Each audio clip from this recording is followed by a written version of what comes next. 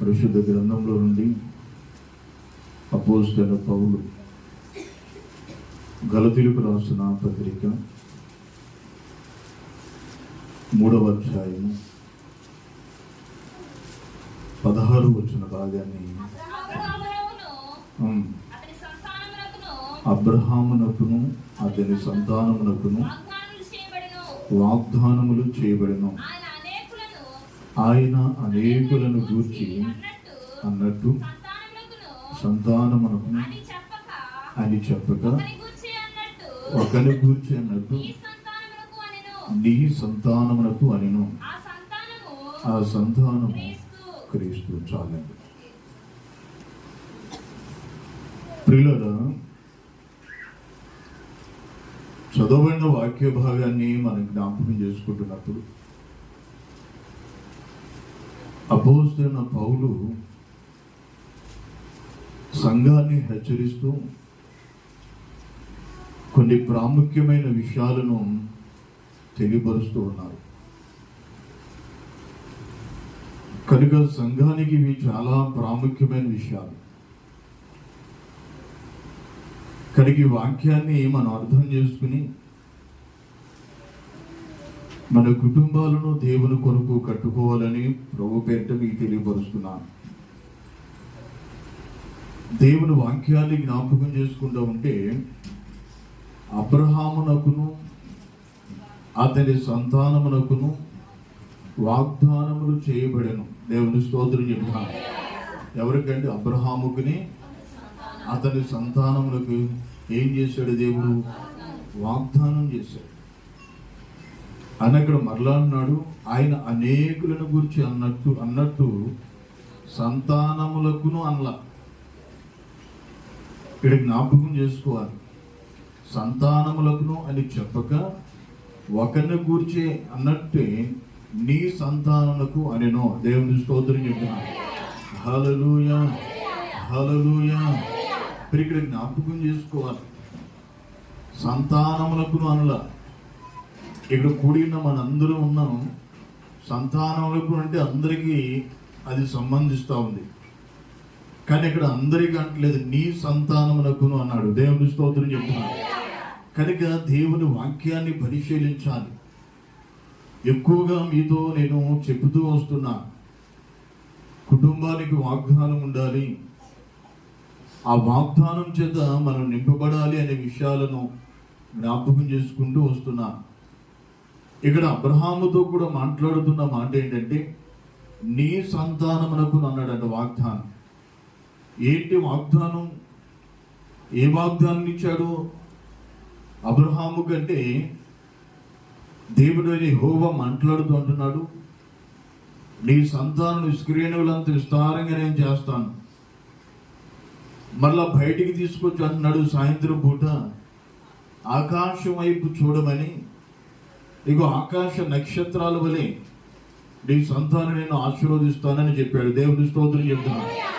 పిల్లలు, దేవుడు వాగ్దానం ఇచ్చేటప్పటికీ అబ్రహాముకి అయిన బిడ్డలు ఉన్నారంటారా? పిల్లలు, దేవుడు అబ్రహాంకి బిడ్డలు లేరు, వాగ్దాన పుత్రులు లేరు. కానీ దేవుడు ముందుగానే వాగ్దానం ఇచ్చాడు. కనుక మనం జ్ఞాపకం చేసుకోవాలి బిడ్డలా, దేవుడు వాగ్దానం చేశాడంటే ఆ వాగ్దానం నెరవేర్చే దేవుడు. దేవుని స్తోత్రం చెప్తున్నాను. కనుక వాగ్దానం మన పట్ల నెరవేరాలి అంటే పిల్లల దేవుని కొరకు రోషం కలిగి బ్రతకాలి. అప్పుడే ప్రభు మనను బలపరచడానికి ఇష్టపడుతున్నాడు. కనుక నీ కుటుంబానికి ఒక వాగ్దానం కావాలి అంటే ప్రభు సన్నిధిలో ప్రార్థన చేయాలి. అప్పుడే దేవుని కార్యాన్ని మనం చూడగలం. కనుక దేవుని వాక్యాన్ని మనం పరిశీలిస్తున్నప్పుడు అబ్రహాము దేవుని మీద ఆధారపడ్డాడు. దేవుడు చెప్పిన మాట అబ్రహాము విన్నాడు. అబ్రహాముకి దేవుడు ఏం చెప్పాడు? నేను చూపించే దేశాన్ని వెళ్ళు అన్నాడు. వెళితే అక్కడ ఏం చేస్తారన్నాడంటే ఇస్కురేణులంతగా నీ సంతానాన్ని నేను ఆశీర్వదిస్తాను. దేవుని స్తోత్రం చెప్తున్నాను. మరి ఎప్పుడైతే దేవుడు ఆ మాట చెప్పాడో ఇంక అబ్రహాము సందేహించల, అబ్రహాము వెనక్కి తిరగల. పిల్లలు జ్ఞాపకం చేసుకోవాలి, దేవుడు చెప్పినట్లుగా దేవుడు చూపించిన ప్రదేశానికి అబ్రహాము వెళ్ళిపోయాడు. మీరు వెళ్ళిన తర్వాత వాగ్దానం నెరవేరాలి. వాగ్దానం నెరవేరాలంటే ఎవరు ఉండాలి? స్వాంక్షం ఉండాలి. మీరు స్వాంక్షం ఉంటే వాగ్దానం నెరవేరుతుంది అనుకోవచ్చు. మీరు ఇక్కడ జ్ఞాపకం చేసుకోవాలి, అప్పటికి అబ్రహాముకు బిడ్డలు లేరు. బిడ్డలు లేని టైంలో దేవుడైన యెహోవా అబ్రహాముతో మాట్లాడుతాడు. అబ్రహామా, నేను నీ కుమారుని ఇస్తానని చెప్పాడు. దేవుడు కుమారుని ఇస్తానన్నాడు. కుమారుడు పుట్ల. వాగ్దానం మాత్రం ఉంది, కానీ అబ్రహాము విశ్వాసము బెడగల.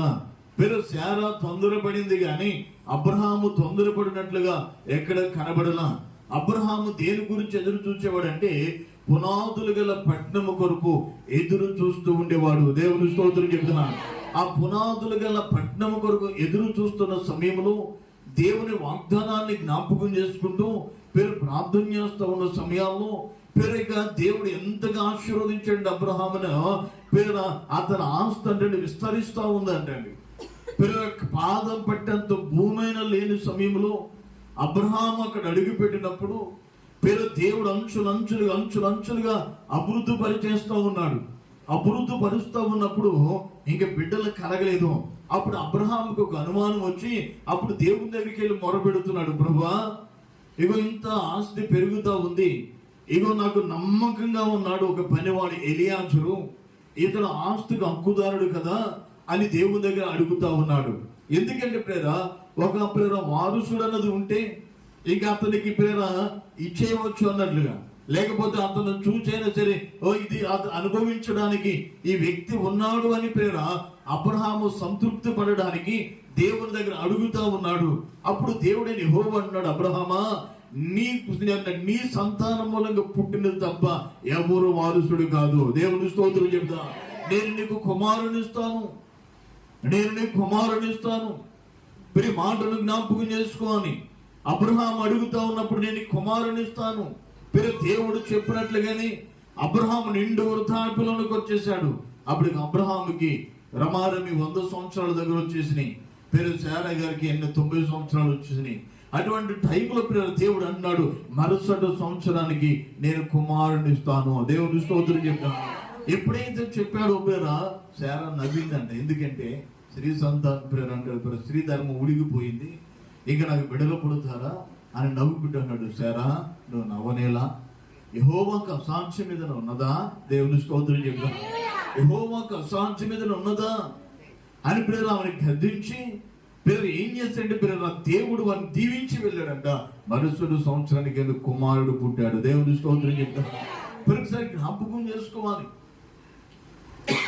సరి జ్ఞాపకం చేసుకుంటా ఉన్నప్పుడు ఆ కుమారుడు ద్వారా వాగ్దానం నెరవేరాలి. వాగ్దానాలు కుమారుడు పట్ల నెరవేరాలి అంటే కుమారుడు కొంత ఎదిగిన తర్వాత మరలా దేవుడైన యెహోవా మాట్లాడుతున్నాడు, నీకు ఒక్కగానొక కుమారుడైన ఇస్సాకును తీసుకుని మోరియా పర్వతం మీదకి వెళ్ళి నాకు బలిచ్చేయమంటున్నాడు. ఎప్పుడైతే నాకు బలి ఇమ్మన్నాడు అబ్రహాము వెనక్కి చూడలా. అబ్రహాము కంగారు పడలా. అబ్రహాము తన భార్య శారాని పిలిచి ఇదిగో దేవుడు ఇచ్చేయమన్నాడు తీసుకువెళుతున్నానని చెప్పలా. ఎందుకంటే ఒకవేళ అడ్డుపడుతుందేమో, దేవుని యొక్క భయం లేనివాడిగా ఉండిపోతానేమో అని ఏమి మాట్లాడకుండా ఎవరితో చెప్పకుండా కుమారుని పిలిచాడు. నాయనా, యెహోవాకు బలిచ్చి వద్దాంరా. దేవుని స్తోత్రం చెప్తాను. కుమారుడు కూడా బయలుదేరాడు. పనివాడిని పిలిచాడు, గార్ధబం కట్టమన్నాడు. ఆ గార్ధబం మీద వెళుతా ఉన్న సమయంలో కట్టెలు తీసుకున్నారు, కత్తి తీసుకున్నారు, బయలుదేరి వెళుతా ఉన్నారు. ఆ మోరియా పర్వతం దగ్గరికి వచ్చిన తర్వాత పనివాడుతో అన్నాడు, నీవిక్కడే ఉండు, నేను నా కుమారుడు యెహోవాకు బలిచ్చి మరలా తిరిగి వస్తాం. దేవుని స్తోత్రం చెప్తాను. అతని విశ్వాసం ఒకసారి చూడండి. దేవుడు ఏం చెప్పాడు? నీ కుమారుడే నువ్వు ఇమ్మన్నాడు. అబ్రహాం ఏమంటున్నాడు? నేను నా కుమారుడు మోరియా పర్వతం మీదకి వెళ్ళి అక్కడ బలిచ్చి మరలా తిరిగి వస్తాం. దేవుని స్తోత్రం చెప్తున్నాను. అతని విశ్వాసం ఏంటంటే ఒకవేళ దేవుడు అడిగాడు కదా, నా కుమారుని 2 ముక్కలు చేసేసిన మళ్ళీ అతికించివ్వగలడు. దేవుని స్తోత్రం చెప్తున్నాను. విశ్వాసం దేవుని వాక్యాన్ని మనం జ్ఞాపకం చేసుకోవాలి. ఆ విశ్వాసంతో మోరియా పర్వతం మీదకి నడుచుకుంటూ తండ్రి కుమారుడు ఇద్దరు వెళుతా ఉన్నారు. కుమారుడు నెత్తి మీద కట్లు పెట్టాడు. తండ్రి కత్తిపట్టి నడుచుకుంటూ వెళుతా ఉన్నారు.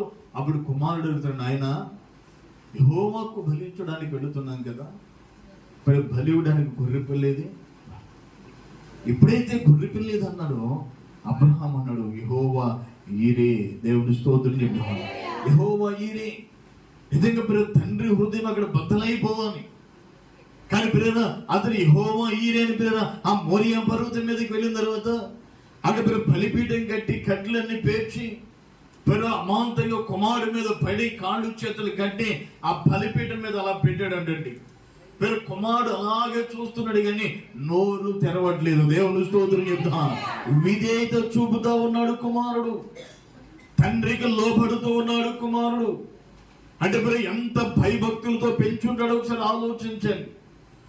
నన్నేను ఫలిస్తావని అడ్డం తిరగల, విధేయత చూపుతూ మౌని అయిపోయి ఉన్నాడు అండి.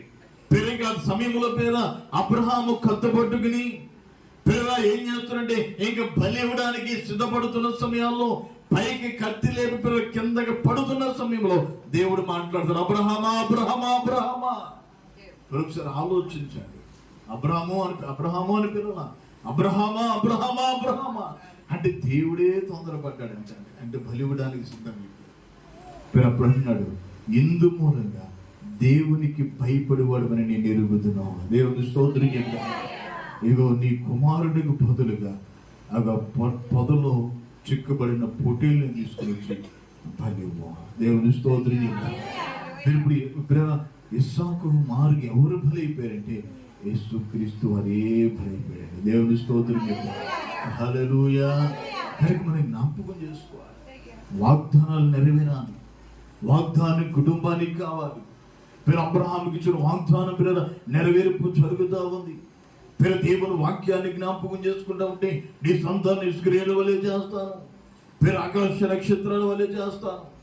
ఎంతగా దేవుడు అభివృద్ధి పరిచాడు ఒకసారి జ్ఞాపకం చేసుకోవాలి. అబ్రహామును లోతు కలిసి నివసించడానికి ఆ ప్రదేశం చాలనంతగా దేవుడు ఆశీర్వదిస్తా ఉన్నాడు. దేవుని స్తోత్రం చెప్తాను. దేవుని ఆశీర్వాదం అది కొలత ఉండదండి. దేవుడు ఇచ్చేస్తాడంటే సమృద్ధిగా. దేవుని స్తోత్రం చెప్తాను. కనుక మనం ఏం చేయాలంటే దేవుని యొక్క వాగ్దానం కొరకు మనం కనిపెట్టాలి. జ్ఞాపకం చేసుకోవాలి. యేసు ప్రభు వారు ఆరోహణం అవుతున్న సమయంలో అక్కడ వచ్చిన శిష్యులతోటి ఆ 120 మంది అందరితో కూడా మాట్లాడుతున్నాడు. మీరు యెరూషలేము నుంచి వెళ్ళక వాగ్దానం కొరకు మీరు కనిపెట్టండి. దేవుని స్తోత్రం చెప్తాను. మీరు యెరూషలేము నుంచి వెళ్ళిపోవద్దు, వాగ్దానం కొరకు మీరు కనిపెట్టండి. వారు ఏం చేశారంటే 120 మంది మేడగదిలోనికి వెళ్ళిపోయారు. మేడగదిలోనికి వెళ్ళిపోయి కూర్చొని ఏదో ఎలాగంటే కూర్చొని ఏదో కౌరులు చెప్పుకున్నారంటారా, ముసలమ్మ ముచ్చట్లేని పెట్టుకున్నారా? మరి ఏం చేశారంటే దేవుని వాక్యం ఉంటుంది, వారు ఎడతెగక ఏక మనసుతో ప్రార్థన చేస్తున్నారంట. దేవుని స్తోత్రం చెప్తారు. వారు ఏక మనసుతో ఎడతెగక ప్రార్థన చేస్తున్నారు. ప్రియ దేవుని సంఘమా, ప్రియ దేవుడులారా, సంఘములో దేవుడు కార్యం చేయాలి అంటే సంఘం ఏక మనసు కలిగి ఉండాలి, సంఘంలో ఏకాత్మ కలిగి ఉండాలి, సంఘంలో ఎడతెగక ప్రార్థన చేసేదిగా ఉండాలి. అప్పుడు దేవుడు కార్యాలు చేయడానికి అని ఇష్టపడుతూ ఉంటాడు. కనుక ఈ మధ్యాహ్న కాల సమయంలో ఒకసారి ఆలోచన చేసుకో.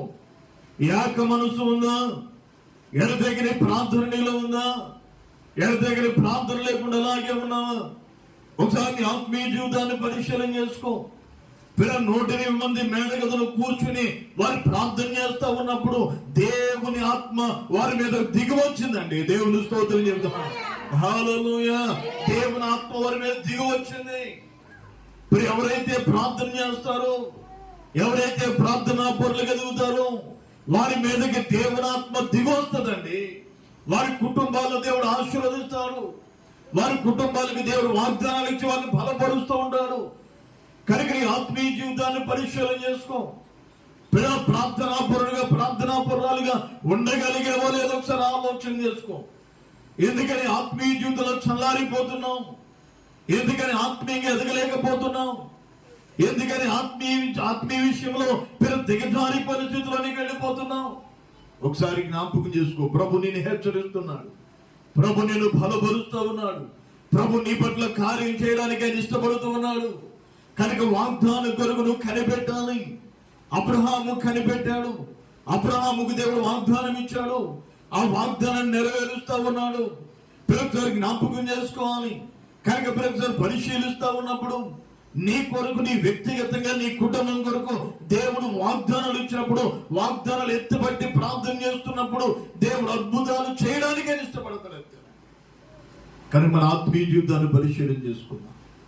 ఆ 120 మంది మేడగదులు కూర్చుని ప్రార్థన చేస్తా ఉన్నారండి. పెంతెకోస్తు పండుగ దినమున ఏం చేస్తుంటే వేగంగా వీచు బలమైన గాలి ఒకటి దిగి వీరందరి మీద దేవుని ఆత్మ వాలిందంటే దేవుని స్తోత్రం చెప్తున్నారు. అగ్ని చేత మండిపోతున్నారు, మీరు మండుతూ ఉన్నారు. వాడి జ్ఞాపకం చేసుకోవాలి, వారు అన్య భాషలు మాట్లాడాలి సాగిరి అంటున్నారు. ప్రియ దేవుని సంగమా, ప్రియ దేవుని బిడ్డలారా, ఇక్కడ కూడిన నీ జీవితాన్ని ఒక్కసారి జ్ఞాపకం చేసుకో. ఎన్నో సంవత్సరాల నుంచి మందిరానికి వస్తూ ఉండవచ్చు, నేను కాదనట్లేదు. మీరు విశ్వాసులు ఎంతో సీనియరిటీ ఉండవచ్చు, కాదనట్లేదు. నువ్వెన్ని సంవత్సరాల నుంచి వచ్చినా, ఎంత సీనియరిటీ ఉన్నా, నీ వాగ్దానం నీ కుటుంబానికి తీసుకెళ్లేవా లేదో ఒకసారి ఆలోచించుకో. ఏదో జనవరి 1st ఇచ్చే వాగ్దానం కాదు నేను అనేది, అది కాదు నేను అనేది. పిల్లలు మామూలుగా మేము తయారు చేసి ఇచ్చేది అది కాదు పిల్లలు అనేది. దేవుని దగ్గర నుంచి నువ్వు పొందుకోవాలి. దేవుని స్తోత్రం చెప్పాను. హల్లెలూయా. దేవుని దగ్గర కనిపెట్టి ప్రార్థన చేసి ప్రతిమాలికుని, ప్రభా నా కుటుంబాన్ని బలపరుచునైనా అని ప్రార్థన చేసి దేవుని దగ్గర నుంచి నువ్వు వాగ్దానం తీసుకుంటే ఆ వాగ్దానాన్ని బ్రతికించేస్తుంది అంతే. దేవుని స్తోత్రం చెప్పాను. హల్లెలూయా. కనుక నీ ఆత్మీయ జీవితాన్ని పరిశీలన చేసుకో. ఎందుకని ఆత్మీయ జీవితంలో చల్లారిపోతూ ఉంటున్నాం? ఎందుకని ఆత్మీయంగా మండలేకపోతున్నాం? ఎందుకని దేవుని యొక్క అభిషేకాన్ని పొందుకోలేకపోతున్నాం? ఎందుకని దేవుని కార్యాలు చూడకోకుండా నీ ఆత్మీయ జీవితాలు వెళ్ళిపోతున్నావు? ఒకసారి ఆలోచన చేసుకో. ఇదే గలతీయులకు రాసిన పత్రికలు 19వ వచనాన్ని కూడా మనం చూస్తూ ఉంటే దేవుని వాక్యం అక్కడ కూడా మాట్లాడుతున్న మాట చదవండి. అలాగైతే ధర్మశాస్త్రం ఎందుకు? ఎవరికి ఆ వాగ్దానం చేయబడును, ఆ సంతానం వచ్చే వరకు అది అతిక్రమమును బట్టి దానికి తర్వాత ఇవ్వబడును, అది మధ్యవర్తి చేత దేవదూతల ద్వారా నియమింపబడినో. దేవుని స్తోత్రం చెప్తా. హల్లెలూయా. ఈ మాటని జ్ఞాపకం చేసుకోవాలి. అలాగైతే ధర్మశాస్త్రం ఎందుకు? ఎవరికి ఆ వాగ్దానం చేయబడును, ఆ సంతానం వచ్చే వరకు అది అతిక్రమమును బట్టి దానికి తర్వాత ఇయ్యబడెను. దేవుని స్తోత్రం చెప్తా. హల్లెలూయా. హల్లెలూయా.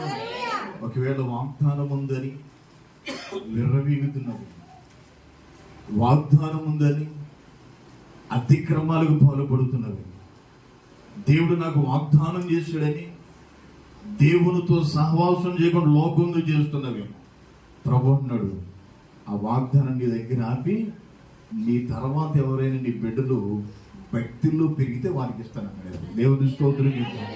హల్లెలూయా. హల్లెలూయా. కనుక నీ ఆత్మీయ జీవితాన్ని పరిశీలించు. ప్రభు నిన్ను హెచ్చరిస్తున్నాడు, ప్రభు నీతో మాట్లాడుతున్నాడు. కనుక నీ ఆత్మీయ జీవితం ఎలాగున్నావు ఒకసారి ఆలోచన చేసుకో.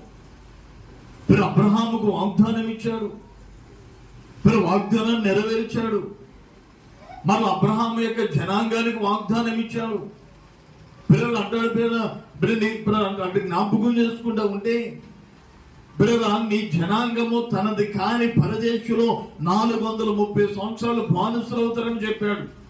ఎందుకని? మరలా తర్వాత వారు నేను తీసుకుని వస్తానని చెప్పాడు. ఎందుకని 430 సంవత్సరాలు బానిసలుగా ఉండవు? పిల్లలు దేవుని వాగ్దాన పుత్రులే కదా, పిల్లలు వాగ్దానంతో కదా సంతానం వచ్చింది కదా.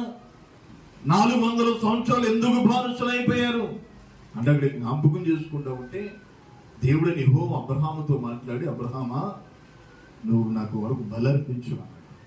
బలిపీఠం కట్టి అక్కడ మృగాలను పశువులను వధించి అబ్రహాము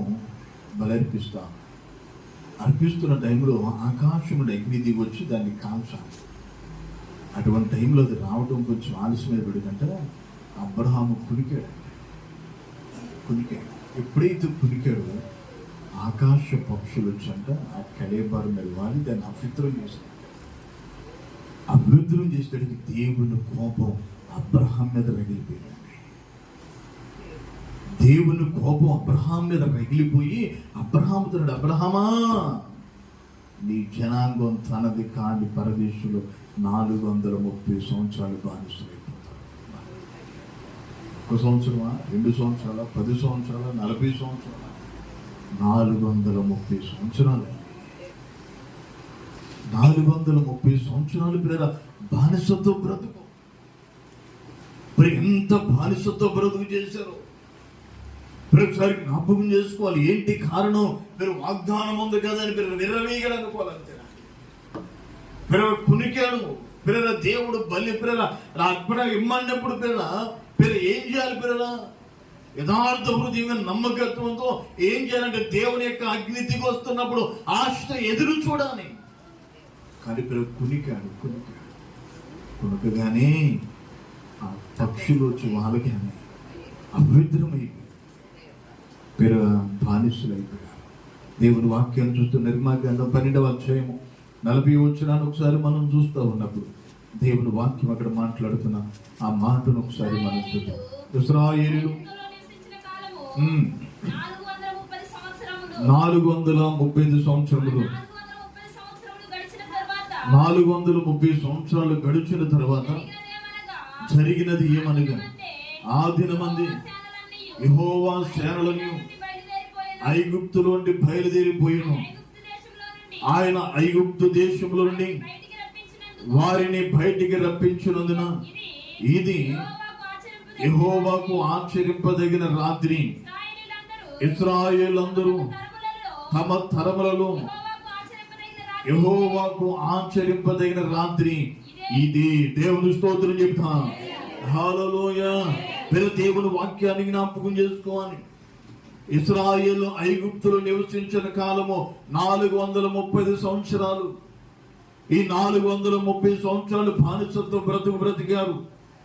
పిల్లల అబ్రహాముతో దేవుడు వాగ్దానం చేశాడంటే ఆ 430 సంవత్సరాలు అయిన తర్వాత వారిని మళ్ళీ ఐగుప్తు నుండి తీసుకుని వస్తాను, వారికి మీరు వాగ్దానం చేసినట్లుగా ఈ కానాను దేశాన్ని వారికి ఇస్తాను అని పిల్లల దేవుడు అప్పుడు వాగ్దానం చేస్తున్నట్లు పిల్లలు 430 సంవత్సరాలు పూర్తవగానే మళ్ళీ వాగ్దానాన్ని దేవుడు జ్ఞాపకం చేసుకుని మళ్ళీ వాళ్ళందరినీ ఏం చేస్తున్నట్టే బయటికి తీసుకుని వస్తా ఉన్నాడు. దేవుని స్తోత్రం చెబుతున్నా. ఐగుప్తులు అనేకమైన అద్భుతాలు చేసి పిల్లగడ 10 తెగులు రప్పించి వారిని బయటికి తీసుకుని వస్తున్నాడు అన్నాడు. 430 సంవత్సరాలు గడిచిన తర్వాత జరిగినదేమనగా, ఆ దినమందే యెహోవా సేనలన్నీ ఐగుప్తులో నుండి బయలుదేరిపోయాను. దేవుని స్తోత్రం చెప్తా. ఒక్క దినమందే బయలుదేరారండి. ఒక్క దినమందే పిల్లలు జ్ఞాపకం చేసుకుంటే ఐగుప్తులోనంట యెహోవా సేనలన్నీ బయలుదేరి వస్తామని అన్నాడు. ఆయన ఐగుప్తు దేశంలో నుండి వారిని బయటికి రప్పించిన రాత్రి ఇది యెహోవాకు ఆశ్చర్యింపదగిన రాత్రి. దేవుని స్తోత్రం చెప్తాం. అదే పస్కా పండుగ. జ్ఞాపకం చేసుకోవాలి. ప్రేర రాత్రి ఇంకా రాత్రి తెల్లవారితే బయలుదేరుతారనగా ప్రతి ఇంటికి సంహారికుడు తిరుగుతున్నాడు ఐగుప్తులో. ప్రతి తొలిచూళ్ళ మగపిల్లను చంపుతా ఉన్నాడు. అప్పుడు దేవుడని యెహోవా అన్నాడు, ఇశ్రాయేలులారా మీ ఇంట్లో మరణ ఘోష వినబడిపోకుండా ఉండాలి అంటే ఏడాది గొర్రె పిల్ల వధించబడాలి. దాని రక్తం ఇగో గుమ్మానికి నిలువు కమ్మి మీదను అడ్డ కమ్మి మీద రాయాలి. దేవుని స్తోత్రం చెప్తున్నా. రక్తపు గుర్తు ఏ ఇంటికైతే ఉందో ఆ ఇంట్లోనికి సంహారకుడు రాడు. రక్తపు గుర్తు లేని ఇండ్లలోనికి వెళ్ళి ఏం చేస్తాడే తొలుచూళ్ళి మగ బిడ్డలందరినీ చంపేస్తున్నాడు. అంతే. రాత్రి అంతా కూడా ఏం చేస్తున్నారంటే గొర్రె పిల్లను వధించి అక్కడ ఏం చేస్తారు, రక్తాన్ని తీసుకుని నిలువు కమ్మి మీద అడ్డ కమ్మి మీద రాసి ఆ రాత్రి అంతా కూడా వారు ఏం చేస్తారు, త్వరపడుతూనంటే వారు పస్కాన్ని పూజిస్తా ఉన్నారండి. దేవుని స్తోత్రం చెప్తున్నారు. త్వరపడుతూ ఎలాగంటే సిద్ధంగా ఉన్నవాడు చెప్పులు వేసుకోమన్నాడు, నెలాన్ని కట్టుకోమన్నాడు, కర్ర పట్టుకోమన్నాడు, పట్టుకుని అంటాడు త్వరపడుతూ దాన్ని పూజించాడు. పిల్లలు జ్ఞాపకం చేసుకోవాలి. పిల్లలు అంటాడు ఇక్కడ చూస్తే పిల్లలు అది అన్నాడు, ఇశ్రాయేలు తమ తరములలో యెహోవాకు ఆశ్చర్యింపదగిన రాత్రి ఇదే. దేవుని స్తోత్రం చెప్తామా. హల్లెలూయా. తెల్లవారు చూసేటప్పటికి ఐగుప్తులు ప్రతి ఫరో ఇంట్లో నుండి అందరిలో భయంకరమైన భాష వినపడతాం. తొలుచూలు మగబిడ్డలందరూ కూడా చనిపోయారు. ఇశ్రాయేలు జయోత్సాహంతో తిరిగి వస్తున్నారండి. దేవుని స్తోత్రం చెప్పారు. హల్లెలూయా. జయోత్సాహంతో తిరిగి వస్తా ఉన్నారు. ప్రియ దేవుని సంగమా, ప్రియ దేవుడులారా, దేవుని వాక్యాన్ని జ్ఞాపకం చేసుకోవాలి. వాగ్దానం చేసేవాడు నమ్మదగిన వాడు, వాగ్దానం చేసేవాడు మాట తప్పనివాడు. ప్రియ అబ్రహాముకు వాగ్దానం ఇచ్చాడు. ప్రియ అబ్రహాము తన 430 సంవత్సరాల తర్వాత నేను జనాంగాన్ని తీసుకుని వస్తానన్నాడు. ప్రియ అబ్రహాము చనిపోయాడు, ఇస్సాకు చనిపోయాడు, యాకోబు చనిపోయాడు, మరి యోసేపు కూడా చనిపోయాడు. కానీ దేవుని వాగ్దానం మాత్రం నిలిచి ఉంది. దేవుని స్తోత్రం చెబుతున్నాను. ఇగో నీ జనాంగాన్ని తీసుకుని వస్తానన్నట్లుగా 430 సంవత్సరాలు దాటిన తర్వాత 430 సంవత్సరాలు వచ్చిన వారిని తీసుకుని వస్తా ఉన్నాడు. దేవుని స్తోత్రం చెబుతున్నాడు. కనుక మన జీవితానికి మన ఆత్మీయ జీవితాన్ని పరిశీలించాలి. నిజంగా మన కుటుంబాల కొరకు దేవుని దగ్గర ఎందుకు రోదన ధ్వని చేయట్లేదు, ఎందుకు అంగలార్చట్లేదు, ఎందుకు కన్నీరు కార్చట్లేదు? పిల్లల దేవుని వాక్యాన్ని జ్ఞాపకం చేసుకుంటా ఉన్నప్పుడు అంటాడు, పిల్లల త్వరపడుతూ రోదన ధ్వని చేయాలన్నాడు. ఇర్మియా గ్రంథం 9వ అధ్యాయం 17వ వచనాన్ని ఒకసారి మనం చూద్దాం. ఇర్మియా గ్రంథము 9వ అధ్యాయము 17వ వచనాన్ని ఒకసారి జ్ఞాపకం చేసుకుంటా ఉండి దేవుడైన యెహోవా మాట్లాడుతున్న మాటలు ఒకసారి మనం జ్ఞాపకం చేసుకున్నాం.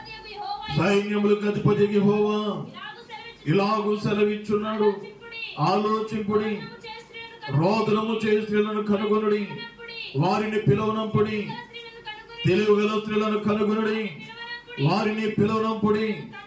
మన కన్నులు కన్నీళ్లు విడిచినట్లుగాను, మన కనురెప్పల నుండి నీళ్లు ఒలుకున్నట్లుగాను వారు త్వరపడి మనకు రోదన ధ్వని చేయవలెను. దేవుని స్తోత్రం చెబుతున్నా. హల్లెలూయా. ఈ మాటలు జ్ఞాపకం చేసుకోవాలి.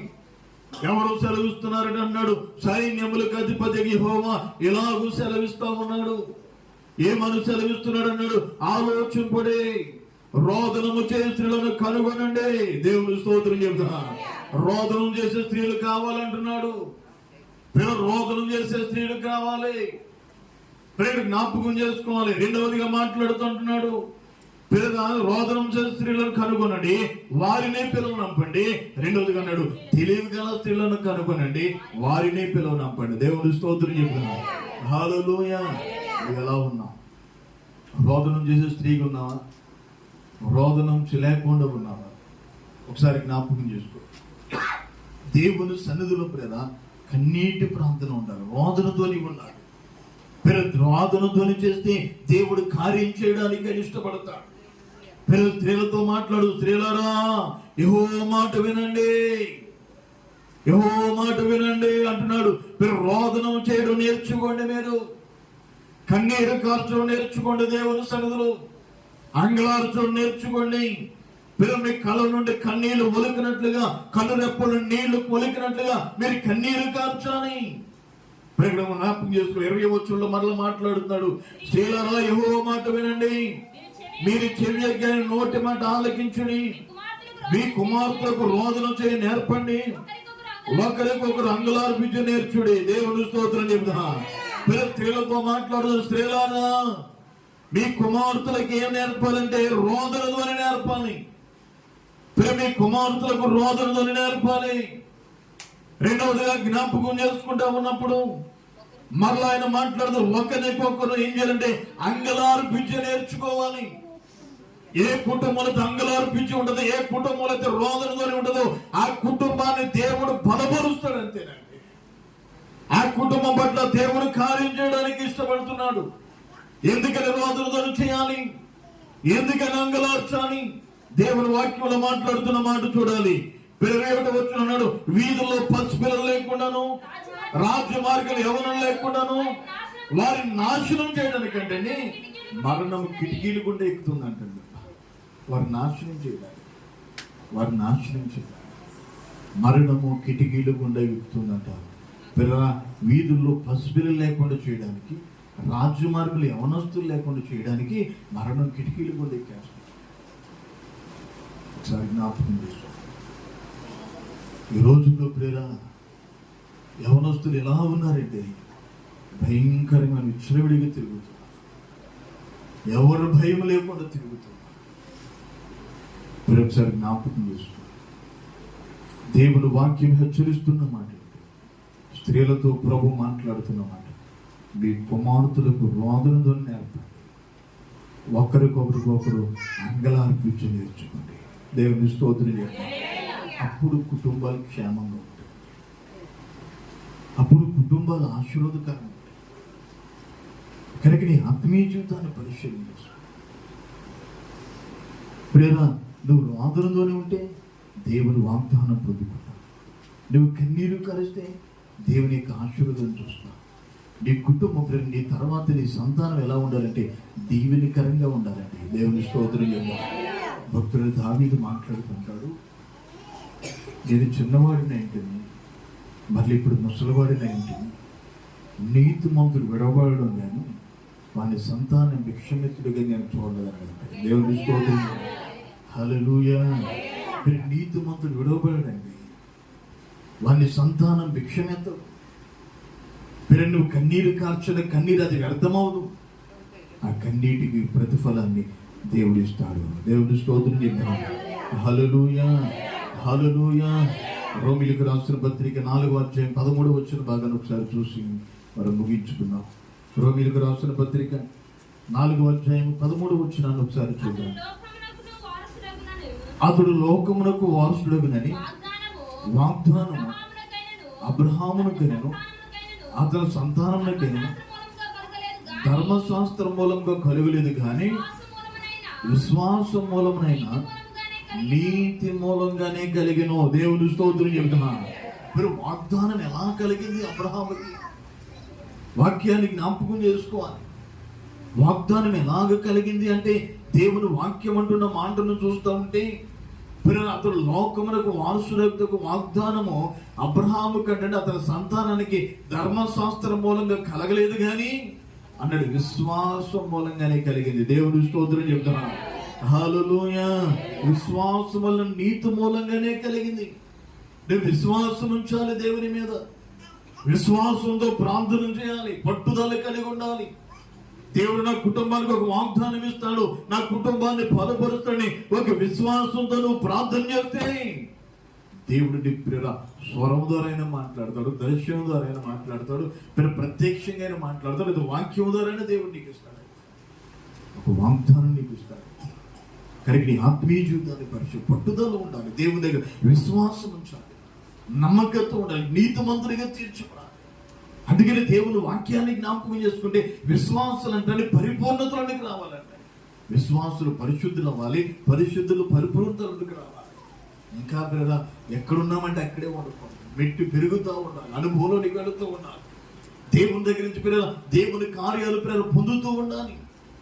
అంతేగాని పిల్లల నీ విశ్వాసం సరిగిలేక ఏం చేస్తారని పిల్లల పరుగులు ఎడుతూ ఉంటారు అక్కడక్కడికి. పిల్లల ఇక్కడ జరగలేదు కానీ ఇంకో చోటికి వెళ్దాం, అక్కడ జరగలేదు ఇంకో చోటికి వెళ్దాం. నీలో విశ్వాసం లేని ఎక్కడ జరుగుద్ది? నీలో స్థిరత్వం లేకుండా ఎక్కడ జరుగుతుంది? నువ్వెన్ని సంఘాలు తిరిగితే ఏం జరుగుతుంది? కానీ ఒకసారి జ్ఞాపకం చేసుకో, దేవుని వాక్యాన్ని పరిశీలిస్తూ ఉన్నప్పుడు నువ్వు కన్నీటితో ప్రార్థన చేస్తూ దేవుని మీద ఆధారపడుతూ నీ విశ్వాసాన్ని బలపరుచుకుంటే దేవుని కార్యాన్ని నువ్వు చూడగలవు, లేకపోతే దేవుని కార్యాన్ని నువ్వు చూడలేవు.